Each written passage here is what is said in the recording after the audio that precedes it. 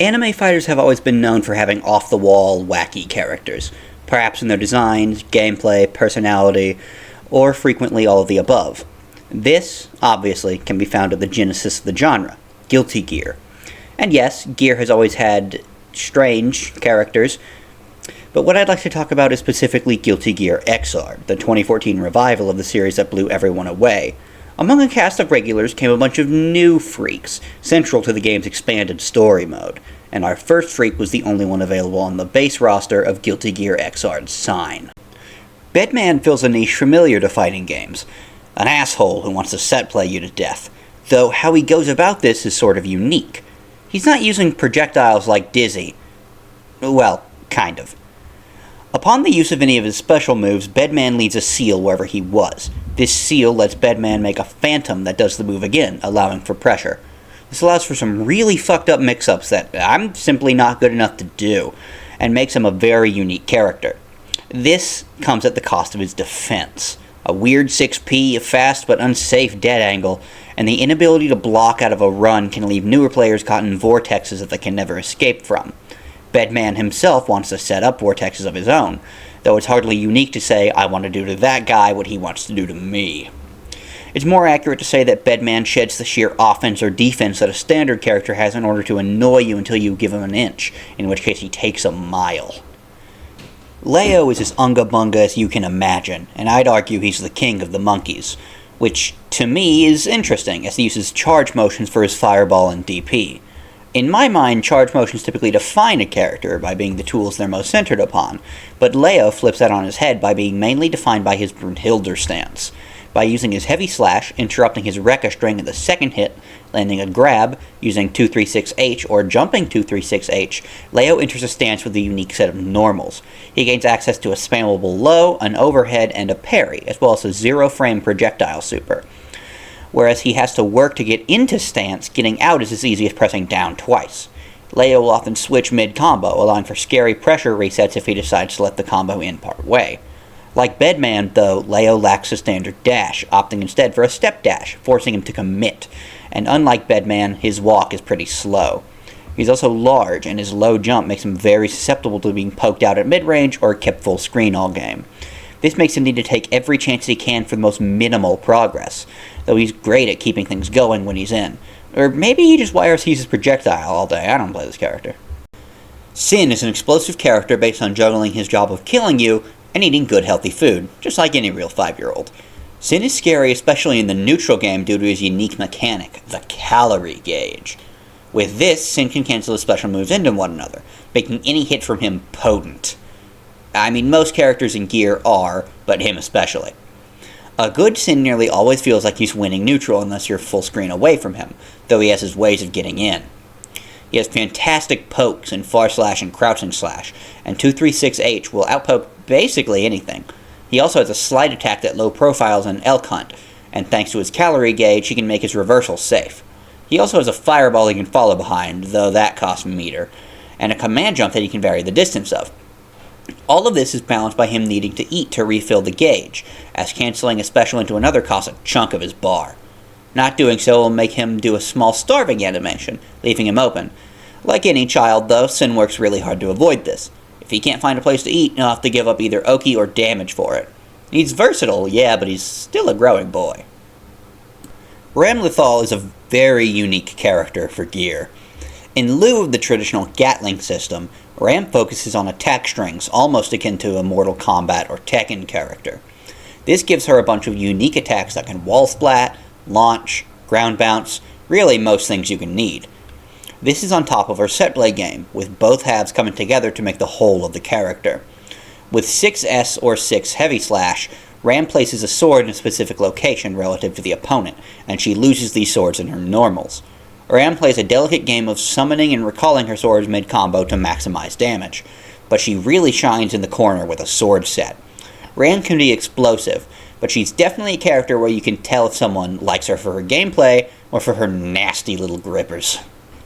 Elfelt Valentine. The name alone strikes fear into the heart of any Xrd player who spends enough time online to consider going outside for 5 minutes an activity. This Shotgun Bride is undoubtedly a top-tier character due to a combination of Berry Pine Oki and her shotgun stance, Miss Traveler. She's scary at nearly any range, but really wants to be breathing down your neck with a bomb in your lap.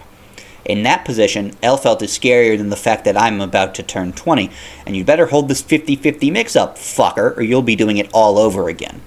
In fact, Pineberry is so important that it should be put down whenever you get a knockdown of any kind, and that's when the fun begins. Her combos do high damage, and nearly always give a knockdown thanks to Bridal Express, making her a frightening Vortex character. And there's her rifle. I'm an okay Elfelt player, so I don't see much use for this, even if it's unblockable. Maybe it sees more use in high levels, but I don't know, that shit's not me. Incredible meter gain, utterly draining a faultless defensing opponent. High damage and horrifying Oki. The only problem Elfelt has is finding a good man. Jacko is the last Valentine sister, and also the weirdest. Befitting of her name, she plays like a tower defense character. Which one of either playing her or playing Overture is preferable, you'd have to tell me. She has decent, but just decent neutral on her own, with fine pokes and good range, with a plentiful amount of command normals, including a one-button DP on Crouching Dust. But she doesn't have to be on her own. In fact, she's got a whole village in her back pocket. With 2-2P, K, or S, Jacko places a house down. She can pick them up, move them around, eviscerate them, toss them around, have a grand old time with the houses. The houses themselves have their own health bars and spawn minions. The houses level up, and the type of minion is different depending on the button pressed and the level. The opponent can destroy the houses, and Jacko must defend them while also attempting to end your life. With minions up, Jacko can use 2-2 Heavy Slash to give them orders. She can buff them, become immune to projectiles, crash their housing market, kill them? All things any ruler must worry about. Each minion has a unique purpose that changes based on how high their levels are, but this isn't a guide, and frankly, Jacko makes my head hurt. Jacko snowballs hard, and if the opponent doesn't get their hands on her fast, there's a likelihood she gets the round. Raven is a shameless masochist, a power-up character, and is heavily implied to be Jesus. Raven is an unconventional air dash with a hitbox, a command grab for both mid-range in front of and above him, and most importantly, a gauge to manage. Raven gets stronger as his excitement gauge increases, and I'm simply not funny enough to call it a kink gauge. He manages his excitement by landing certain attacks, like 236S and Dash Super.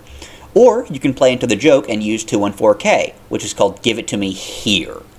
Raven plays like you'd expect a man like him to. Risky, though sometimes the risk isn't worth it. Dash Super isn't safe, and due to how his air dash works, he can't get out of the corner with it. In a round with a bad Raven, or just a better opponent, Raven can get stuck in the corner easily, leaving him to die if he doesn't spin meter or burst. Raven is all about risk management, though I'm sure he himself loves when things don't go his way. Hei-Hyun is a projectile character, and you'd think this would make her a zoner, but no. She's capable of controlling her tuning balls with directional inputs, making for a nasty Oki game leading into Shinken loops. The loops are generally why you'd play Hei-Hyun, with heavy tuning ball Oki just being a fun little addition to round out the character. One fun thing to note about her is that she lacks traditional Gatlings, instead opting for having to delay her button presses. It's like a Link, but not, because it's still a Gatling. I actually don't have much to say about Hei-Hyun. It's a cool character, zero interest to me, and is pretty simple. Answer was one of the two characters introduced in Rev 2 alongside fan favorite Baiken, and is the game's designated "what the fuck are you doing" character. Answer is a tricky ninja based around setting up scrolls that he can hop between, and he gains a unique set of air normals when on a scroll. This gives him a devastating mix-up game and a relentless offense, combining frame traps with high-low mix-ups and frightening pressure. Answer shines on offense, but has situationally poor defense, with supers so bad it's not even funny. As the game's most confusing character, I, the just okay player, can't really say much about him. He's on the phone all game, and I think that's funny. Rev 2 is the game that just keeps on giving, unless you want more characters. But the ones we do have are so layered that you tend to see people latch onto one and stay there for most of their time on the game. That's not exclusive to the newcomers, but I'll say that they definitely feel unique compared to a lot of the cast. I can't imagine characters like Elfelt, Sin, or even just Leo in Plus R, and I think there's a reason for that, some undefinable shift in direction that came with these characters. Perhaps it was the time it took for a new game, the years ArcSys spent on just making BlazBlue having altered their design philosophy just ever so slightly. Or maybe I'm just imagining things. Either way, these characters are fan favorites, and honestly, they're favorites of mine. I play Elfelt and Bedman, and I'm having the time of my life. I have been, for years. I don't really have much to say here. I just wanted to gush about a game I love, and the characters I love. Give XR a try, it's got really good rollback on Steam. And who knows, you might just find your favorite freak.